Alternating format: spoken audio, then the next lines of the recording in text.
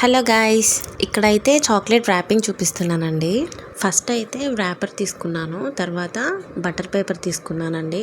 వీడియోలో చూపిస్తున్న విధంగా అయితే చాలా నీట్గా ర్యాపింగ్ చేయాలండి. మనకి ఏదైనా ఆర్డర్ వచ్చినప్పుడు అయితే మెయిన్గా టేస్ట్ వైజ్గా బాగుండాలి. తర్వాత మాత్రం కంపల్సరీ మనకి ర్యాపింగ్లోనే ఉండాలండి. చాక్లెట్ ఏ షేప్లో ఉంది, ఎలా ఉంది అనేది మనం ర్యాపింగ్ చేసే నీట్నెస్ని బట్టే ఉంటుందండి.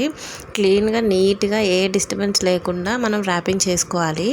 లోపల ఏదైతే ఉందో షేప్ అది మనకు బయటికి కనిపించాలి. అలా ర్యాప్ చేసుకుంటేనే చూడ్డానికి చాలా బాగుంటుందండి. కస్టమర్స్ మన చాక్లెట్స్ చూసిన వెంటనే చూడ్డానికి చాలా బాగుంది అనుకోవాలి.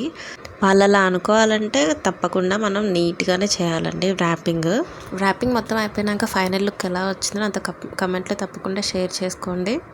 వీడియో నచ్చితే లైక్ చేయడం మాత్రం అస్సలు మర్చిపోకండి. Thank you so much for watching my video. Like చేయండి, షేర్ చేయండి, సబ్స్క్రైబ్ చేయండి. బాయ్.